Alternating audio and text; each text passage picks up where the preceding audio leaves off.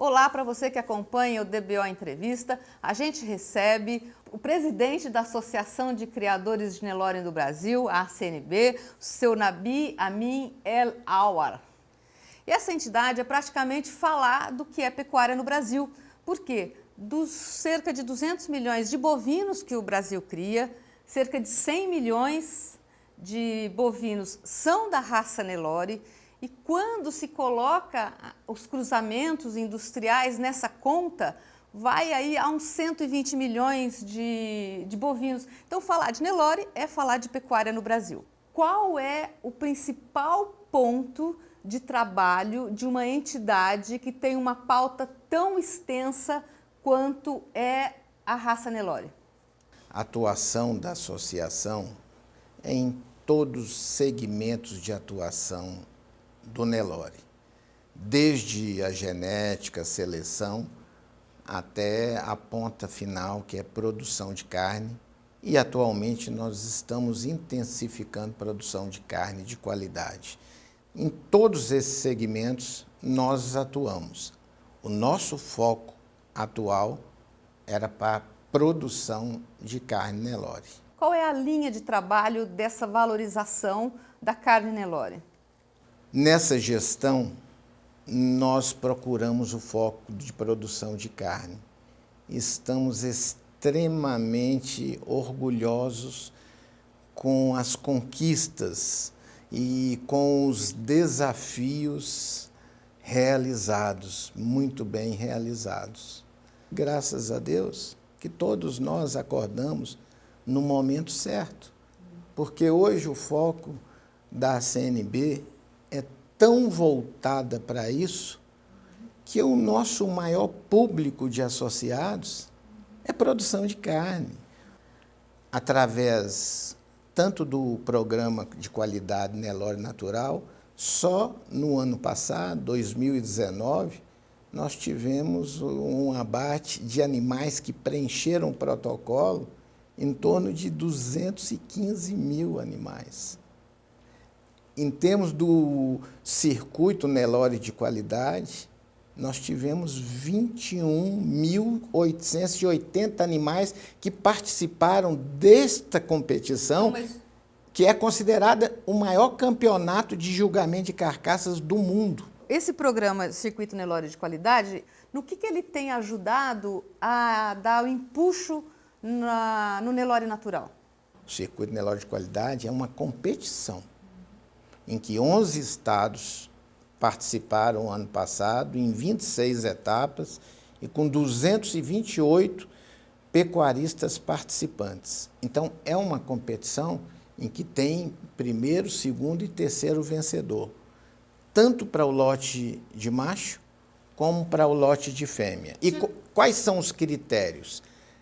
Avaliar faixa etária, precocidade do animal, segundo, acabamento de gordura e terceiro, o peso corporal. Então, esses que são tidos vencedores, em quase todas as etapas nós programamos um ciclo de palestra com técnicos de cada uma dessas entidades parceiras e mais a CNB para orientação do público de pecuaristas e técnicos presentes dentro do frigorífico, assistindo os abates e também debatendo como conseguir um animal que preencha todos os critérios e, dessa forma, vamos estimulá-los à participação no PQNN, que é o Programa de Qualidade Nelore Natural. Então, uma coisa leva a outra. Evidentemente. Enquanto um é uma competição, é um campeonato, o outro é o dia a dia. E que caminham para o mesmo... O caminho é o mesmo, só que um te dá uma premiação em cada etapa e uma premiação final na Nelore Fest em dezembro, realizada em São Paulo. Enquanto o Programa de Qualidade Nelore Natural dá somente uma premiação durante a Nelore Fest no final do ano, porque ela não é uma competição. Ela é um local do pecuarista expor o que ele tem de melhor da raça Nelore dentro da propriedade dele. esse gigantismo do Nelore, o Nelore está no Brasil inteiro, tem muitos criadores, isso não cria uma certa dificuldade para ter um discurso único, uma ação única nessa diversidade toda que é o Nelore?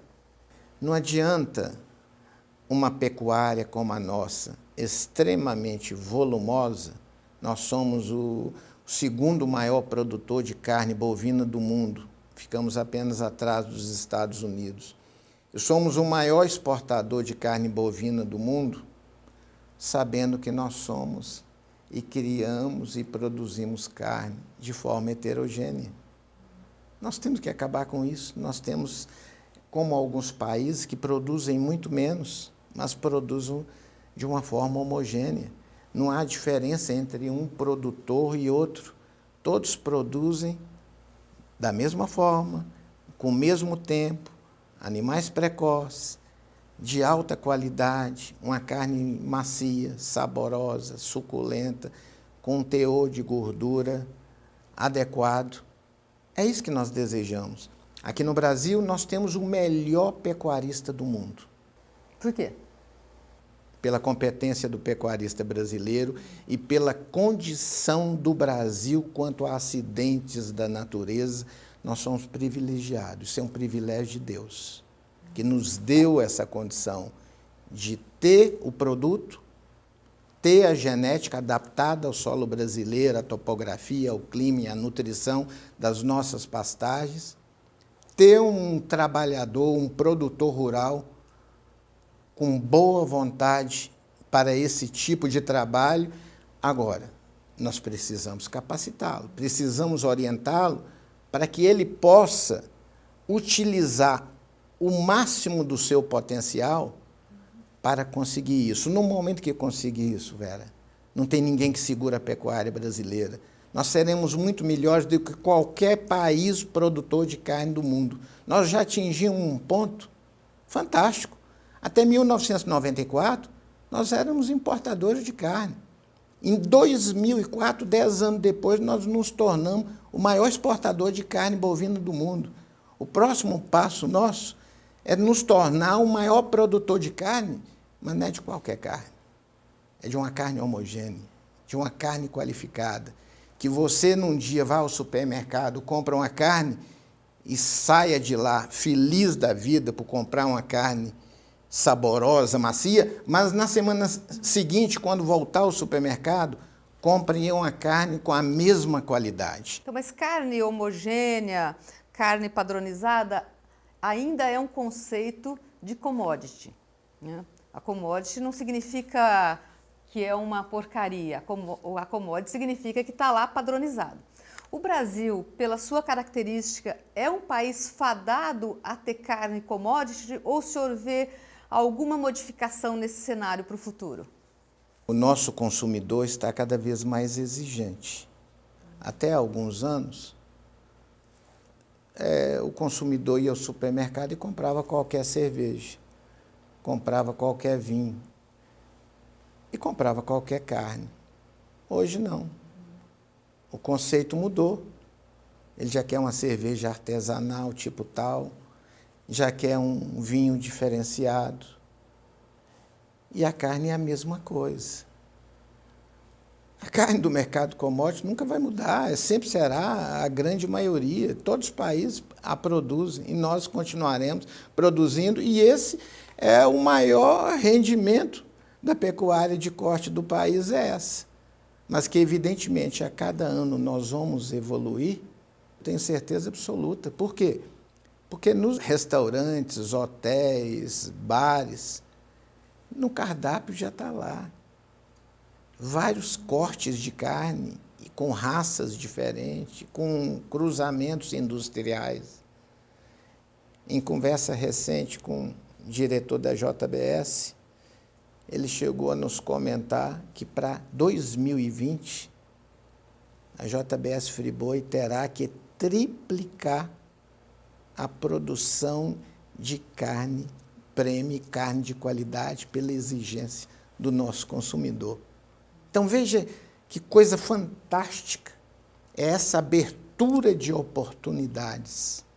Agora, será que nós estamos preparados? Os nossos pecuaristas, os nossos técnicos, as empresas de insumos estão preparadas para isso? Então, nós temos que unir, integrar com o mesmo objetivo, e isso eu não estou dizendo apenas em raça Nelore, estou dizendo na raça Nelore, nas raças taurinas e nos cruzamentos industriais. Nós temos que produzir a qualidade. Então, mas a pecuária é uma atividade de ciclo longo. O que se faz hoje, o setor vai colher bem lá na frente os resultados. Hoje a gente tem um cenário, então, de mudança, né, para a carne. No que a tecnologia pode ajudar nesse processo futuro?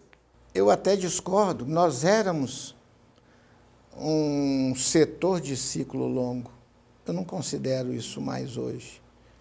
Eu ainda sou da época que nós produzíamos carne e levávamos um animal ao abate aos 5 anos de idade. Hoje nós estamos levando com 1 ano e 2 meses, 1 ano e 4 meses. Então, veja bem, reduzimos em 4 vezes o tempo de levar o animal ao abate. E dependendo das condições que você oferece, você pode reduzir mais ainda. É claro que eu não estou dizendo esses números a pasto, mas muitos criadores hoje já chegam com 2 anos, um pouco menos de 2 anos, um pouco mais de 2 anos. O topo da pirâmide, é tanto assim que alguns países já estão exigindo a compra de animais com menos de 30 meses. Então, aquele nicho que era longo passou a ser bem menor. E acredito que com a utilização de toda a tecnologia que nós temos, tecnologia de nutrição, de genética, de manejo, de maquinários, etc., cada vez nós vamos tornar esse ciclo mais curto ainda.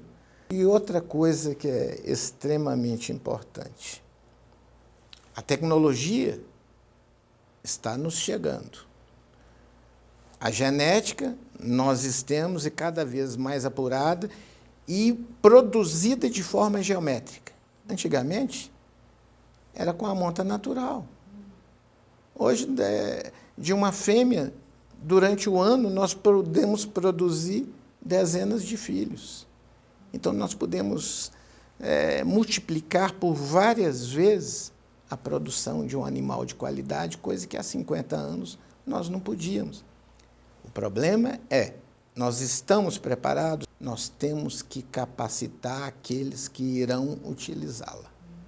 A genômica pode dar muitas respostas para diferenciar o que é Nelore do que não é Nelore, do que é cruzamento, do que não é cruzamento, e isso chegar para o consumidor? O consumidor, ele não pode ser enganado. Ele tem que ser orientado e ele tem que saber o que está consumindo. Esclarecido, não? Evidentemente. Então, seja raça, idade, o criador, a indústria frigorífica, teor de proteína, colesterol, etc., e todos os ingredientes, como a maioria dos produtos hoje vendidos e que estão dentro das prateleiras do supermercado contém. Por que a carne não pode ter essas informações e o público consumidor, quando analisar essa carne, ele vai avaliar cada um dos ingredientes, cada uma das informações, avaliar o preço e comprar aquilo que cabe no seu bolso. Essa é uma forma correta de produção e de comercialização da carne bovina. É a transparência, né? Evidentemente. A Nelore sempre estará aberta a toda essa situação de participar e de colaborar no sentido de que o consumidor brasileiro e também os nossos consumidores, através das exportações, tenham em sua mesa o melhor produto possível. Bom, esse é o grande mercado para a carne brasileira. o mercado interno, mas vem uma China aí sedenta por proteína animal. E quando a gente fala em China, e se a gente pegar apenas a classe média chinesa, são 300 milhões de pessoas. Como é que o senhor analisa esse mercado chinês e como o Brasil pode continuar nesse processo de amadurecimento do mercado interno e, ao mesmo tempo, ir em busca desse mercado mais elitizado chinês? O consumidor brasileiro tem mais ou menos em torno de um consumo de 36, 37 quilos per capita ano. Alguns países, como a Argentina, se bem que a Argentina agora teve uma queda brusca no consumo, mas Austrália, etc., tem um consumo superior ao Brasil per capita. Estados Unidos, um pouco abaixo do nosso, uns 33, 34 quilos. Agora a China, em torno de 5,5 quilos e meio de carne per capita ano. A Índia, então, pelos problemas religiosos, mas nós devemos saber que a Índia tem 1 bilhão e 300 milhões de habitantes, mas nós temos lá uma quantidade de muçulmanos e não hindus muito grande, que também consomem carne. Eles estão consumindo uma média de 0,8 quilos per capita ano. Então, veja que grande oportunidade para o Brasil. Se a China subir de 5,5 para 8, 9 quilos, nós não temos como entregar. Então, nós temos que nos preparar para isso também, para os próximos anos. E o chinês, ele era mais consumidor de carne suína e aves. E agora, com todos os problemas de peste suína, depois gripe aviária, ele passou a consumir carne bovina. E quem consome carne bovina dificilmente volta. Isso não significa que ele deixará de consumir os outros tipos de carne, que são importantes também. Mas ele nunca esquecerá da carne bovina pelo sabor inigualável. Então, isso significa que o campo está aberto.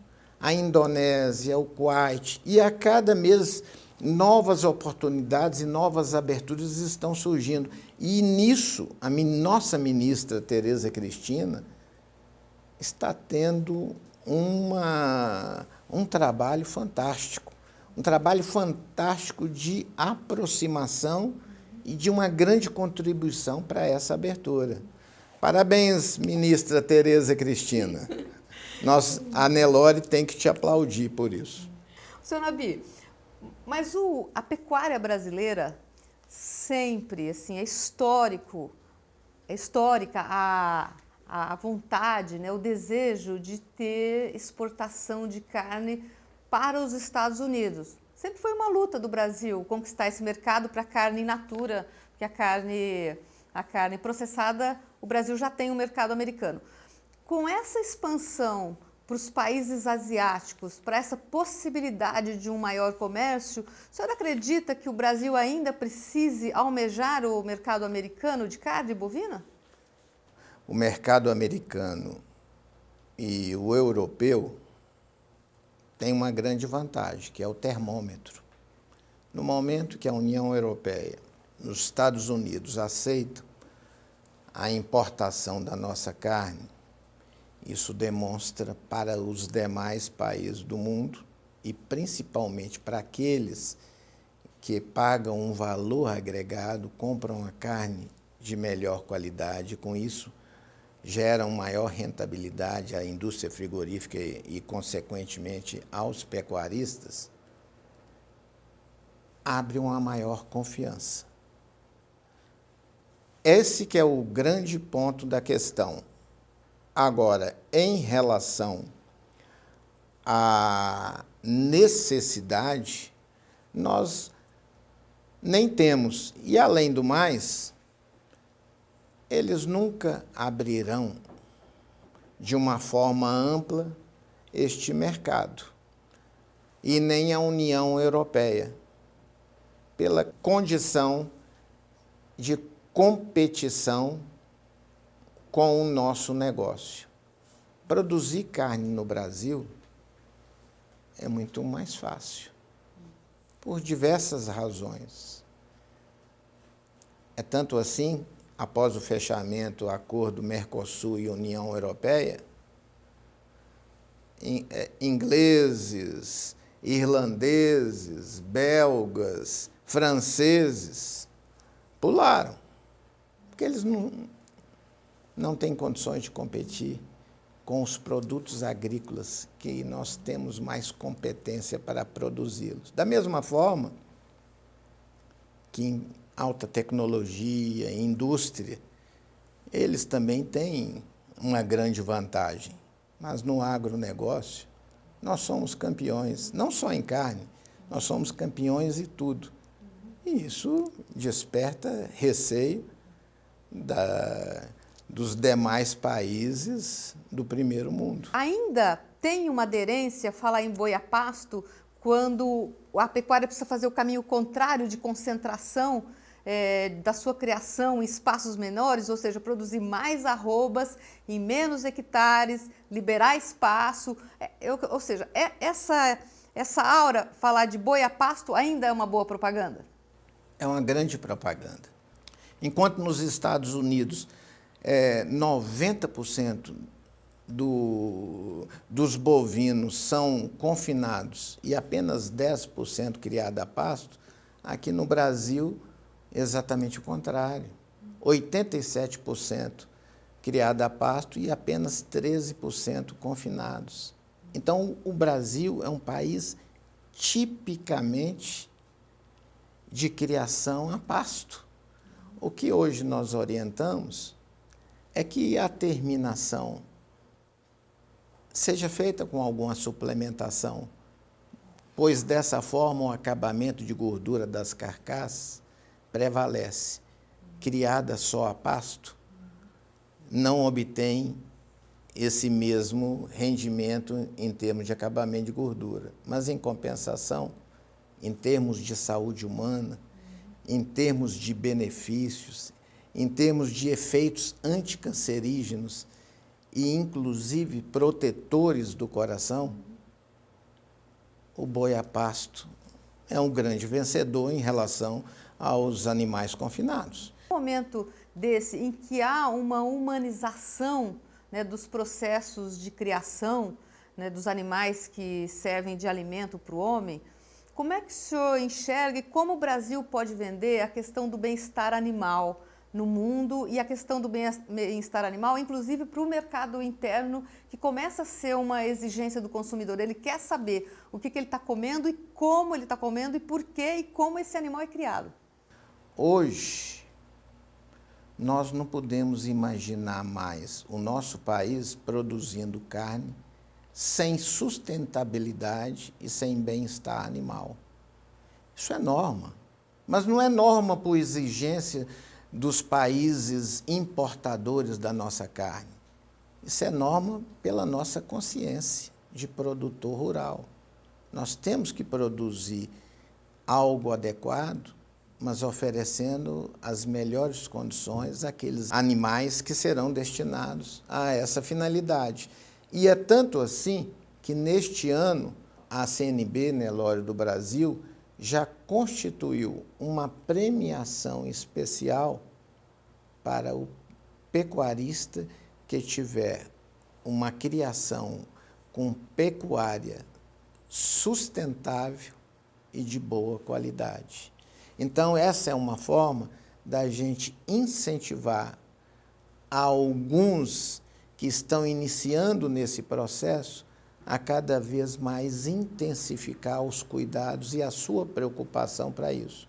Mas já é inadmissível, Vera, a criação e produção de uma carne bovina que não tenha esse tipo de preocupação, sustentabilidade e bem-estar animal. Seu Nabi, obrigada pela conversa. E você que acompanhou a gente até aqui, fique ligado no próximo DBO Entrevista. Até!